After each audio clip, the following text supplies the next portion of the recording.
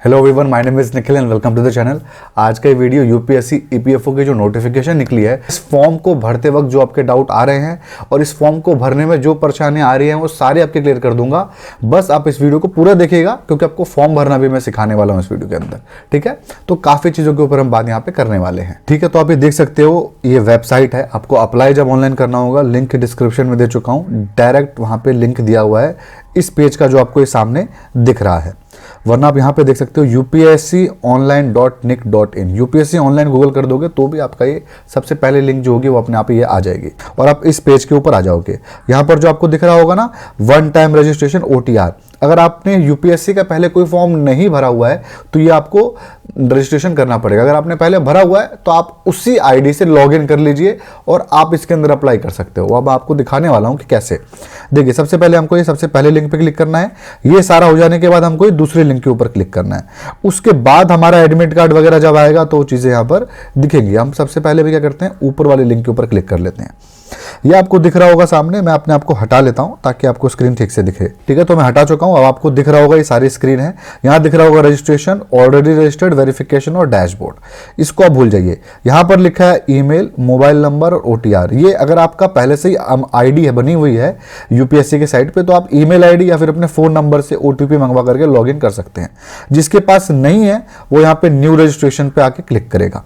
Click करेगा कहाँ पे, और ये सारी चीजें वो देख सकता है। यहाँ पे सारी डिटेल उसको भरनी पड़ेगी। अब एक बार मैं क्या करता हूँ, आपको एक्सप्लेन कर देता हूँ यहाँ पे कहाँ पे क्या भरना है। ये आपका नेम हो गया है। ठीक है, मैं जूम कर लेता हूँ।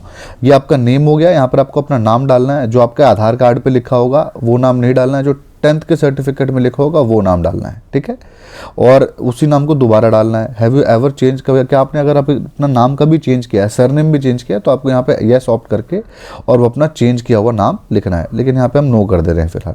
जेंडर आपका क्या है वो यहाँ पर आपको लिखना है, मेल फीमेल या फिर ट्रांसजेंडर।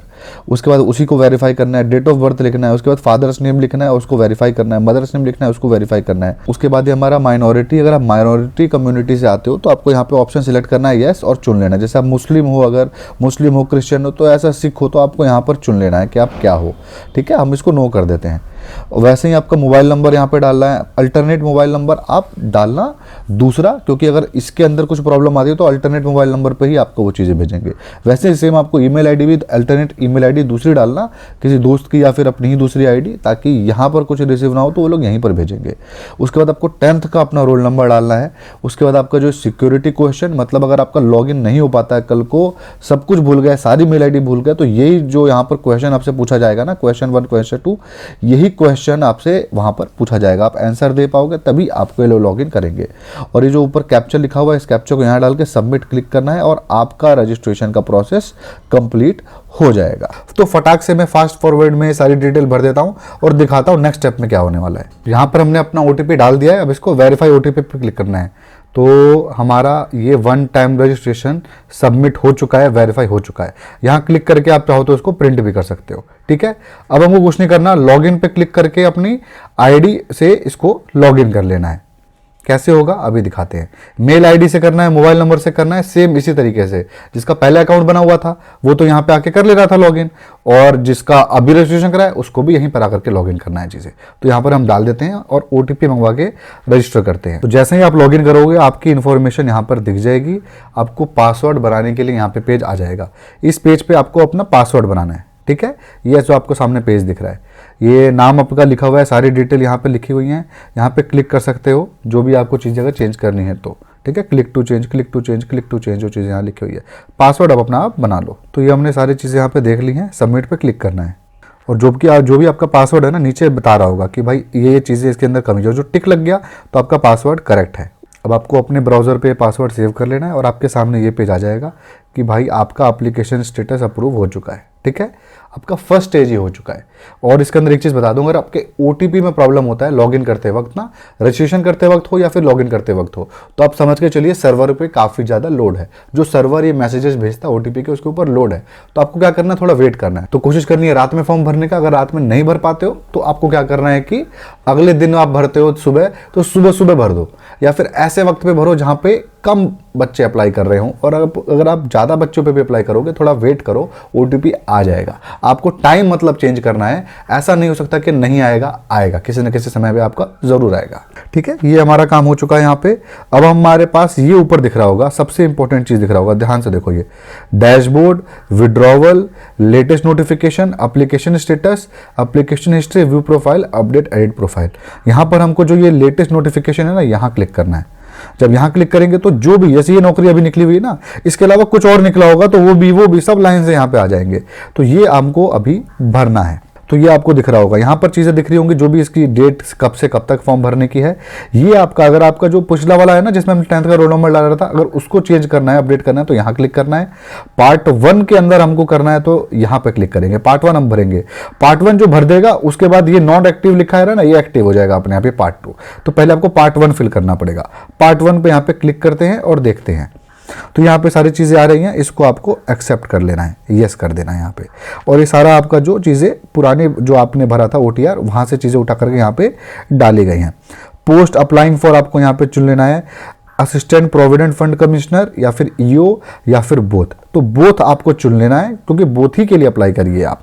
और 25 रुपये नहीं, 50 रुपये एप्लीकेशन फीस लगेगा जब आप बोथ के लिए अप्लाई कर रहे होगे। तो ये इंडियन हो गया, मैरिटल स्टेटस अनमैरिड हो गया, candidate belong to physically handicapped, वो अपने आप ही नो हुआ है। कम्युनिटी जो हमको चुननी है, EWS, general, OBC, SC ST, जो आपका होगा आपको वैसे हिसाब से चुन लेना है। Fees remission allowed, no. ठीक है, तो सिलेक्ट और एजुकेशन क्वालिफिकेशन, तो आपने चुन लिया जैसे बैचलर डिग्री, यहाँ और कुछ पूछ ही नहीं रहा है, आप देख रहे होगे तो। ठीक है, तो बस सिंपल ग्रेजुएशन ही चाहिए इसके अंदर, और कुछ चाहिए भी नहीं होता है। ठीक है, लाइन 1 के यहाँ पर क्या है, अच्छा यहाँ पर जनरल है ना, अगर आप सपोज EWS चुन लेते हो तो ये सारी इंफॉर्मेशन आपको डालनी पड़ेगी। तो आपके पास सर्टिफिकेट EWS का होना चाहिए ये फॉर्म अप्लाई करते वक्त। अगर आप OBC डालते हो तो आपको OBC का यहाँ पर पूछेगा। ठीक है, कि आप क्रीमी लेयर में हो, नो करते हैं आपको यहाँ पर पूछ लेगा। अगर आप SC हो तो आपसे पूछेगा, ST हो तो आपसे पूछेगा। सब आपको बनवाना पड़ेगा पहले ही, ये भरने से पहले ही आपको सब बनवाना पड़ेगा। ठीक है, तो ये हो गया सारा। उसके बाद आपका एड्रेस का लाइन 1, एड्रेस का लाइन 2, एड्रेस का लाइन 3, ये आपको 3 लाइन में अपने सारे एड्रेस चुन लेने हैं।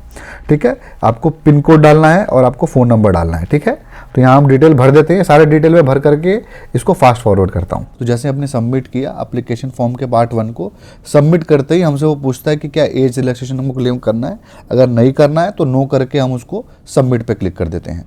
तो बस ये था उसके बाद का प्रोसेस। इसके बाद हम सीधा यहाँ पर लॉगिन कर चुके हैं, क्योंकि उसके बाद लॉगिन का बहुत प्रॉब्लम हो रहा था, इस वजह से वहाँ पर रिकॉर्डिंग नहीं हो पाई। तो पार्ट 1 का प्रोसेस इतना ही था। इसके बाद ये समझ लीजिए कि एक बार आपने सबमिट कर दिया ना पार्ट 1, तो आप फॉर्म एडिट नहीं कर सकते हो। तो पार्ट 1 सोच समझ के भरिएगा एडिट, क्योंकि आप इसको नहीं कर सकते हो। यहाँ क्लिक करके आप चीज़ें देख सकते हो कि हाँ, यहाँ पर आपकी कुछ भी आपने नहीं किया हुआ है, लेकिन आपका पार्ट 1 जो है वो सबमिट हो चुका है, वो आपने सबमिट कर दिया है। बैक वैक मत दबाना, बैक दबाओगे कुछ भी नहीं होगा वहाँ पे। बैक दबाने से कोई फायदा नहीं है, आपको लेटेस्ट नोटिफिकेशन के ऊपर क्लिक करना है, तब आप बैक आ पाओगे। ठीक है, पार्ट 1 का आपने समझ लिया। पार्ट 1 के बाद देखिए यहाँ पे नॉट एक्टिव था ना, ये चारों चीज़ें यहाँ पे तीनों चीज़ें खुल चुकी हैं। Application fees, upload photo and आपका सिग्नेचर, और उसके बाद सेंटर सिलेक्शन। तो आप ऐसा नहीं कर सकते, यहाँ पे अपलोड पे कितना भी क्लिक करो कुछ भी नहीं होगा, ना अपलोड कर सकते हो ना आप सेंटर सिलेक्ट कर सकते हो। फिर सबसे पहले आपको फ़ी पेमेंट करनी पड़ेगी। फ़ी पेमेंट पर क्लिक करने के बाद ही आपका ये दोनों काम हो पाएगा, वरना नहीं हो पाएगा। अभी फ़ी पेमेंट दिखाऊंगा आपको क्या इसके अंदर प्रोसेस है, बट आपको ये अभी क्लियर कर देता हूँ कि इसके अंदर और कुछ नहीं बचा हुआ है। अपलोड करना है नॉर्मल इसके अंदर प्रोसेस है, और यहाँ पे सेंटर सिलेक्शन का भी बहुत नॉर्मल प्रोसेस है, कोई ज़्यादा इसके अंदर चीज़ें नहीं बची हुई हैं। तो इसलिए बस मैं आपको एप्लीकेशन फ़ीस बताता हूँ, उसके बाद आप समझ लीजिएगा ऑटोमेटिकली कि क्या सीन है, क्योंकि बार बार लॉग इन करना पड़ेगा। आपको दिखाता हूँ क्या प्रॉब्लम है। एप्लीकेशन फ़ी हमने सिलेक्ट किया। अगर आप ऑफलाइन अप्लाई करना है तो यहाँ पे SBI का चालान जनरेट कर सकते हो, यहाँ दिख रहा होगा आपको जनरेट चालान, तो यहाँ से आप कर सकते हो। वरना आप यहाँ पे ऑनलाइन क्लिक कर सकते हो, यहाँ क्लिक करके आप ऑनलाइन पेमेंट कर सकते हो। जैसे आप कंटिन्यू करोगे आपके पास यहाँ पे ऑप्शन आ जाएगा UPI, नेट बैंकिंग, कार्ड वगैरह, कि कैसे आपको पेमेंट करनी है। हम यहाँ पे फिलहाल कैंसिल कर दे रहे हैं, और आपको ये दिख रहा होगा फेलियर ट्रांजैक्शन जो भी यहाँ लिखा आ रहा है, पर यहाँ बैक करने का कुछ भी नहीं है। लेटेस्ट नोटिफिकेशन पर जैसे आप क्लिक करोगे आपसे यहाँ लॉगिन मांगने लगेगा। तो आपको समझ में आ गया, दोबारा लॉगिन यहाँ पे करने का मेरे को कोई फ़ायदा नहीं है, बार बार लॉगिन करता रहूँगा। तो आपको ये समझ में आ गया। एप्लीकेशन फ़ी को पेमेंट करने के बाद आपको फ़ोटो अपलोड करना है, सिग्नेचर अपलोड करना है, और एग्ज़ाम सेंटर सेलेक्ट करना है, सबमिट कर देना है। एक बार सबमिट कर दिया फाइनल, तो आप नहीं वापस आ सकते हो, तो सोच समझ के सबमिट करना। बस इतना ही प्रोसेस था। आई थिंक आपके इसके अंदर सारे डाउट क्लियर हो गए होंगे। कुछ बचा होगा ना तो आप मुझे कमेंट सेक्शन में कमेंट करना, मैं आपको वो डाउट क्लियर कर दूंगा। तो ये हमने देख लिया कि फॉर्म कैसे भरना है। फॉर्म को भरने का बस यही तरीका है, इसके अलावा और कोई खास तरीका नहीं है। तो फॉर्म इसी तरीके से आपको अप्लाई करना है। कोई और डाउट होगा तो आप मुझे ज़रूर कमेंट सेक्शन पे बताइएगा, मैं उसको क्लियर कर दूंगा। तो बस यही था आज के वीडियो में। आई होप आपको इस वीडियो से फ़ायदा मिला होगा। अगर इस वीडियो से फ़ायदा मिला तो इस वीडियो को लाइक ज़रूर करें, कमेंट करें अपने डाउट को, और अगर आपको ऐसे और वीडियो देखने होंगे तो आप चैनल को वीडियो सब्सक्राइब करें। Thank you.